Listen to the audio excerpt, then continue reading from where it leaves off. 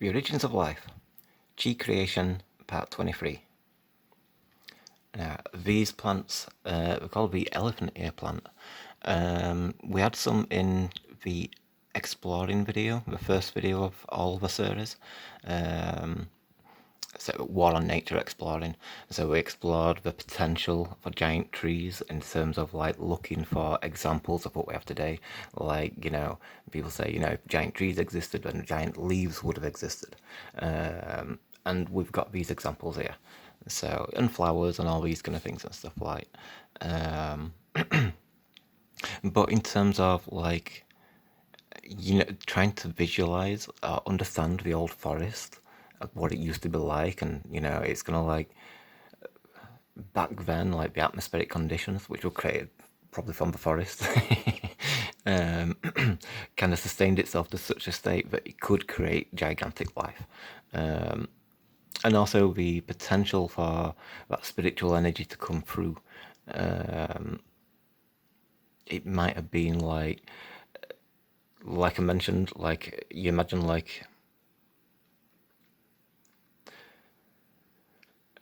like a balloon, you squash one end, and then that's the yang area where it's all squashed, and the area which is all expanded into is like the yin area. So the spiritual realm's got all the air in it, and if we consider the air as like life and breath and all these kind of things and stuff like, for it to breathe life into this realm, the first things that lived could have been like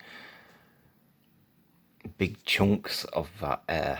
You know what I mean? So like the amount of air which was in one life form, it was just so much energy, but it could become great. It could become big. It could live for a long time. All these kind of things. So trying to get like a picture of it with these kind of things and stuff.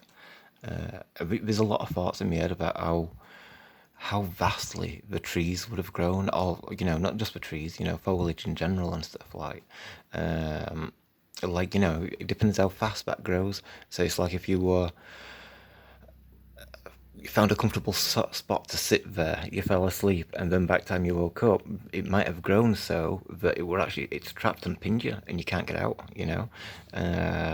So like we have these seashells and all these kind of things and stuff which get trapped in between.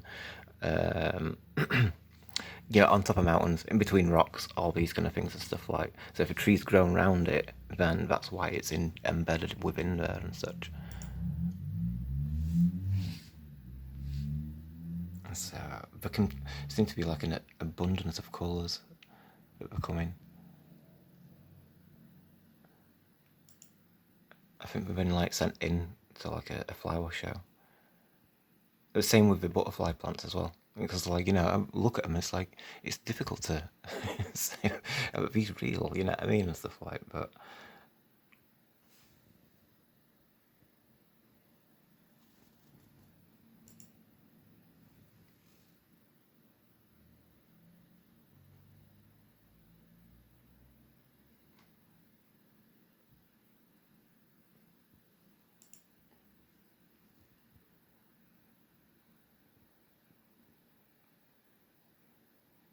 it's like the abundance of plant life that used to be.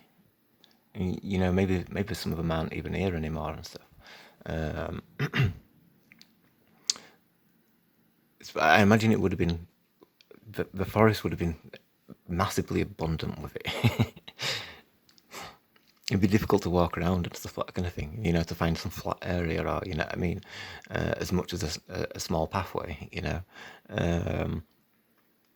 Because it's all these shoots coming out of ground everywhere and stuff like. I mean, if you go off a path, then when you're in nature and stuff like that kind of thing, it can be difficult to navigate or walk through areas and stuff kind of thing because of how dense everything's grown and such. Even in UK, which is worse in other places in the world, isn't there? So we can see his cupping, so like the wave shape.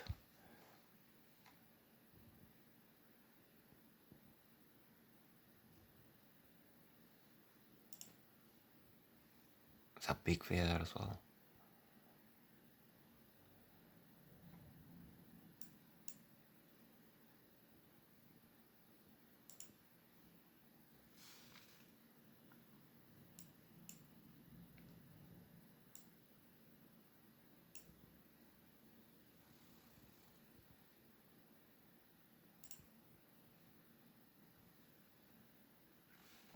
got black ones.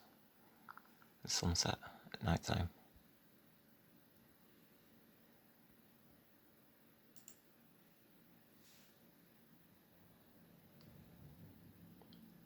So the light makes the cymatic patterns. See how it looks like a fish? It looks like that tiger fish with all the stripes and bits that come off it. Or a silverfish. You know, all those type of things, although it doesn't have the edges on.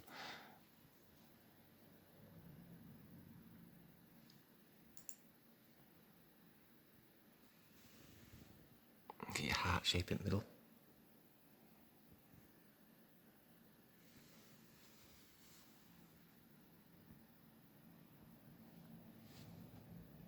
Go back to this one.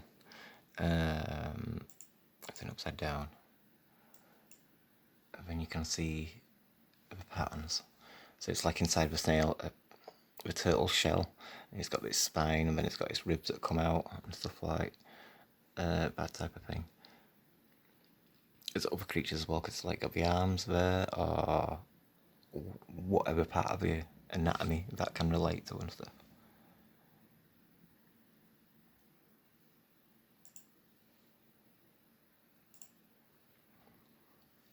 So these flowers, and we see where the pollen forms and stuff like, and then the casing, and when you compare it to some of the insects we've shown, so like the reproductive system is there in the like the abdomen and stuff like, so like the relationship between plants and animals and how where the life formed and stuff. Let's zoom into that. It's the hexagon pattern. So it's like snakeskin, it's like the water patterns, flower of life, honeycomb, bee patterns and stuff.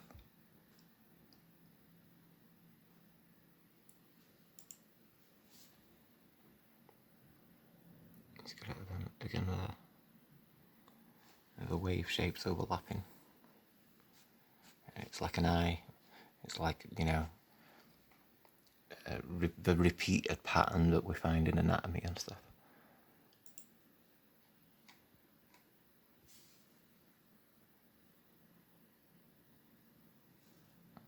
Again, the wave kind of cups, and then that's like what's inside the wave, all the water, which kind of was compressed because of the shape of the tunnel, and then it explodes out, and that is the chi and energy which is wanting to come out, and you know, because it has to transfer instead of just dispersing into the air and the vibrations around and all these kind of things. The memory and experience of it comes back through the plants and becomes life. But the consciousness of the realm knows it's not the appropriate time to do it. Back when we had the forest, it was appropriate. It was a utopia. It wouldn't have produced life without the utopian state where it's created. There's another one of those. Biggest one, so I added another one.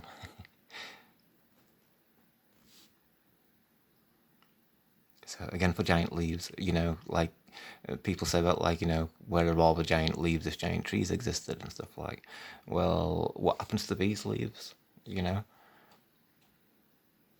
they just decompose like any other leaf. They're quite thin, so it doesn't take long for it to happen, does it? These are those trees that Dr. Bass was talking about in Sierra. So you get all the twisting pattern. So it's like the DNA coil and the wave at the same time. And maybe what it feels like to the wave, like the disorientation from the spin, kind of makes it feel like it's going in a coil or whatever, as like the whole journey. Because it's mixing them both together. Like, you know, if we're just at that point, you know, a revolution might be there, whatever the role of a wave is. But for the entire journey, it's constantly feeling disorientated and trying to catch up with orientation. It's just how we can become disorientated.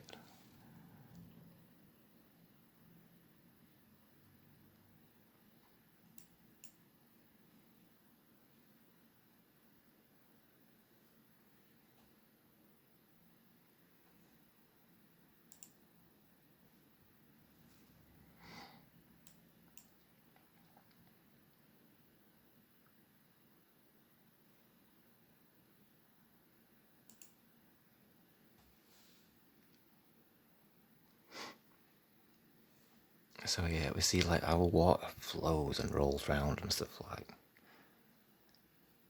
See, because of all that motion and stuff, it starts to look like there's snakes going around it. So like whether you're natting before the snake came from and stuff, we can see it with a roll of a wave quite easily, can't we? And for why it's so simple for nature to produce it in a way.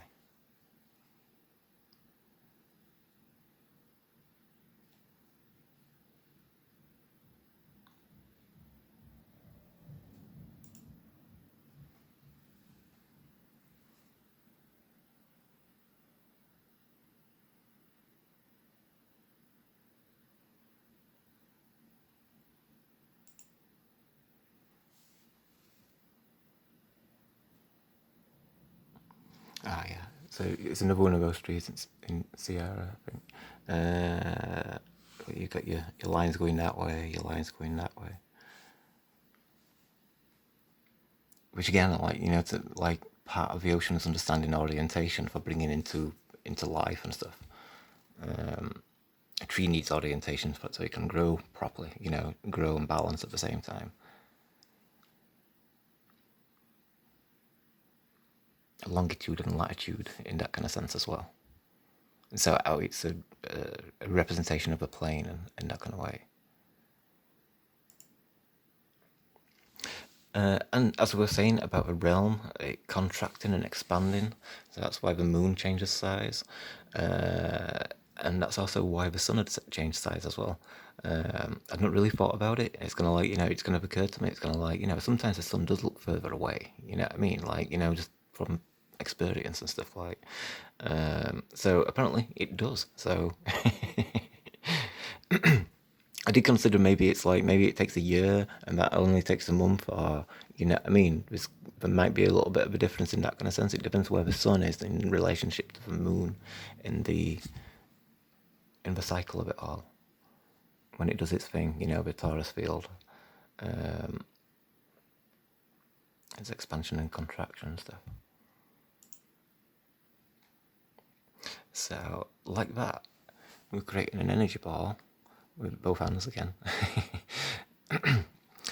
And as we compress all that energy and it gets denser and denser, then it's like this light there. So this is a star, a red dwarf, I think it was, a giant red dwarf. Regardless of name, because there's a lot of different stars and stuff like that kind of thing, like a quasar or etc. and stuff like that kind of thing. And it depends how we've been taught to interpret them, it is a different thing. Because like the narrative is wrong to begin with, you know what I mean? Like how we look at space and all these kind of things. Obviously now, like with like perspective of like waking up and all these kind of things, it looks a lot different. It's obviously not as far as we interpreted before and not in such things and stuff. But seeing this is like how I'm seeing it in a way. It's kind of like how a realm is. It's like in the light is where the realm is. So you can imagine like a flat plane within and stuff like that kind of thing. It's consciousness rather than a physical thing. So if I were to go in there, it would be experiencing it like I suppose how we do here, you know what I mean, and stuff like. But with whatever reality is set in that kind of way and stuff like within there. Which I don't think it'd be much different from ours in that kind of sense. I think they're all planes of existence. Well, like I said, for the most part, at least anyway. And so, like all this, you've got your sphere within a sphere. So you've got your contraction and expansion, your yin and your yang, your spiritual realm and your physical realm, which would exist within the consciousness. So it's like I could throw a stick through it and it might pass through there and not hit anything. And like the consciousness within would be left undisturbed in a sense. There could be a lot, I don't know, there's a lot I could say about it. So when we look at things like this, we're calling this a helix nebula, but is it just the birth of a star? Is that what nebulas are anyway? And so what we see here, we see this ring, and then we see another ring, and then we've got like the purple spot in the center and stuff like. So we've got like this expansion and contraction thing going off. So if we kind of think like, you know, like the birth of a star and all these kind of things, what that is, if the star is the consciousness, like I was saying, the sun is our realm. So, you know, this is like the yin aspect of what's going on, all the chaos and all these kind of things and stuff. I'll open to the next one.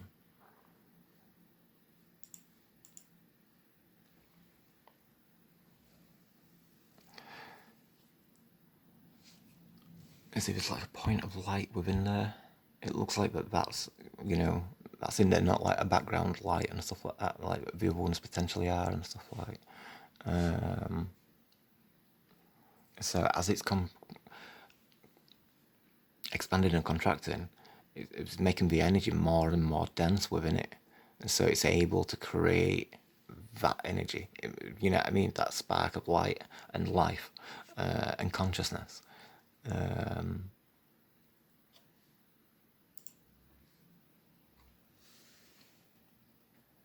It's more developed in that one.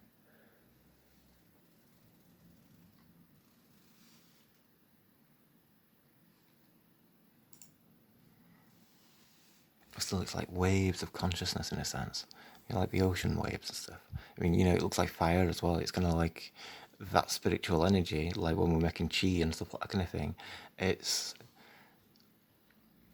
is a mix. You know what I mean? It's readily. It's like a blank. Blank chi, but with all the elements within it, you know what I mean? So it can be manipulated into anything in that kind of sense and stuff. So within consciousness, it's all love and light and all that kind of thing.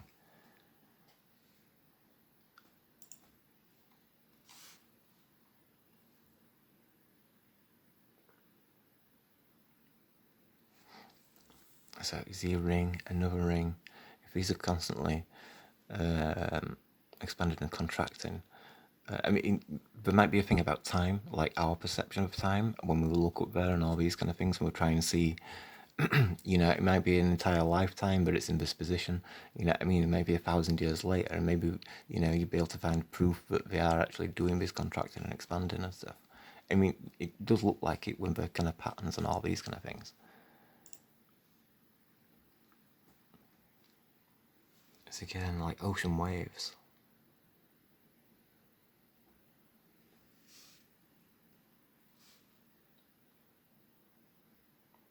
And obviously the eye. And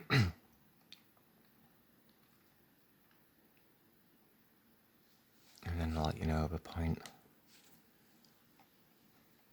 of light in the center.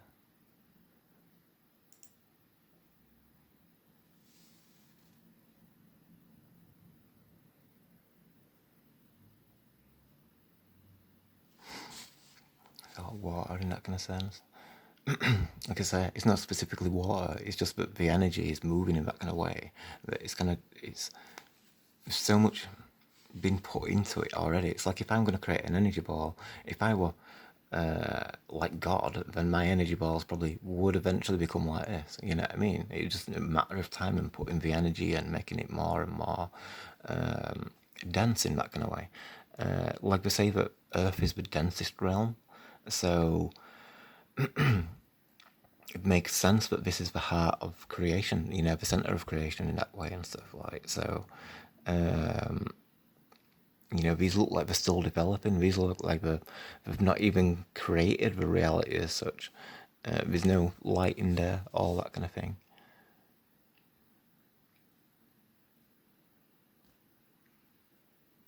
So the potentiality for these to be other realms, or to be other realms.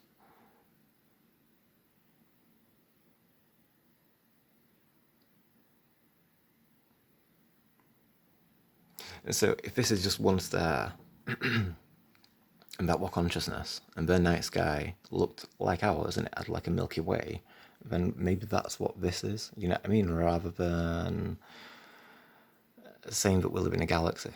You know what I mean? Because this is just one star. It's not a galaxy, is it? But it looks like it's got a a Milky Way going around it in a way.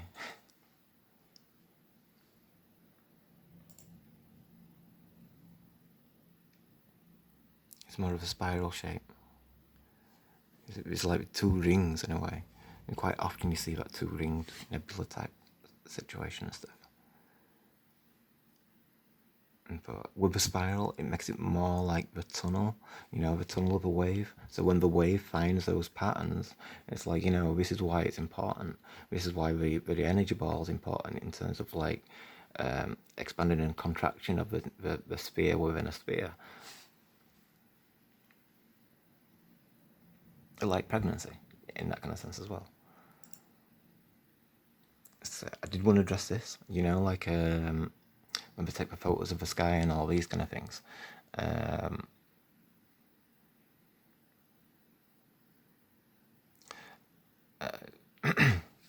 I don't think that it's a lie as such. They had colour, but I don't think they're actually kind of creating everything. You know what I mean? I think it's literally we are just adding colour. It's the narrative which is wrong. You know what I mean? Because we're making out that you live in space, and then as troopers, you know what I mean? We see this kind of stuff, and there's this instant aversion to it because it's like, what is that supposed to mean that space is real? You know what I mean? We're all saying that space is fake and all these kind of things and stuff like, and it's gonna like the yin aspect of the realm is real. Their interpretation of it and to call it space is heretical, really. Of course it is because it's removing us from where we are in the terms of like understanding the realm and the nature of it and stuff. But I think they're still there. You know what I mean? It's kind of like they can't hide the moon, can they? All that kind of stuff. So they have to come up with reasons for what they are and explanations and stuff to suit their story. But you remove all that and you've still got things in the sky and stuff kind of thing. And so, if I dedicated myself to astronomy and all these kind of things, I'd probably be able to get a job doing it. You know what I mean? And you can take the pictures and then you can put the colour in just to, because if there's stuff there and that's what they're colouring in rather than making it up, you know what I mean? Then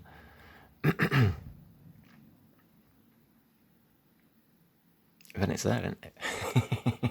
It can't be denied as such, you know. But also, it's just part of our yin realm. It's not really to, there's no need to be aversive towards it and all these kind of things. I know I don't trust NASA and all the space agencies and all that kind of thing. But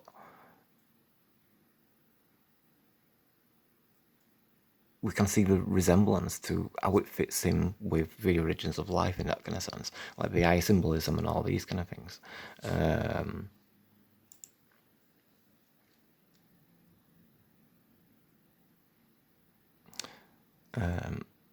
And also, our stars are supposed to be like portals, it's a chakra. So, we've already discussed all that kind of stuff like in that way.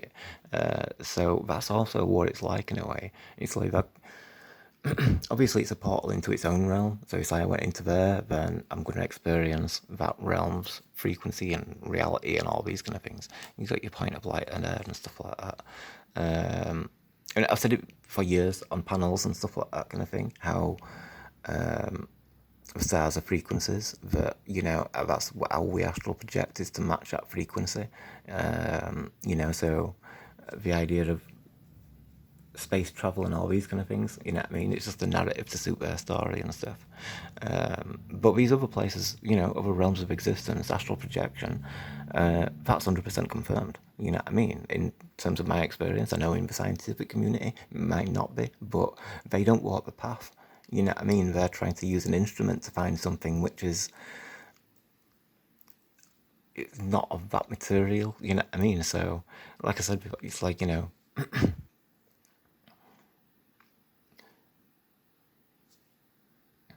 basically we're not using the right tools to find what we're looking for.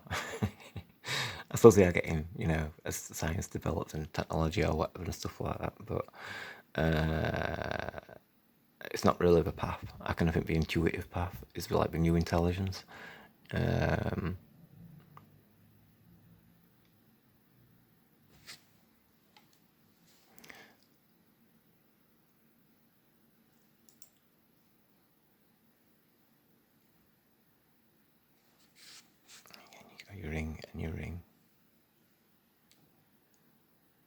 It's also like pear-shaped. If you, because it's got like a point there. So you could go the other way, but it doesn't fit as well. It looks better that way.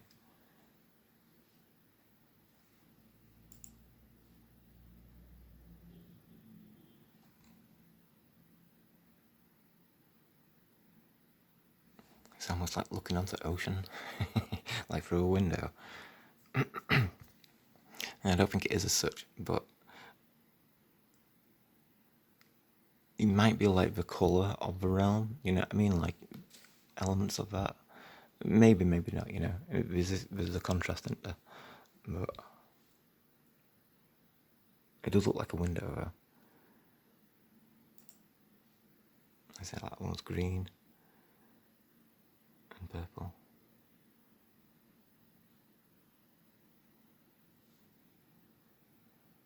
And another aspect is like they could be just like viewing portals for like, I say God or gods, you know what I mean? For like, you know,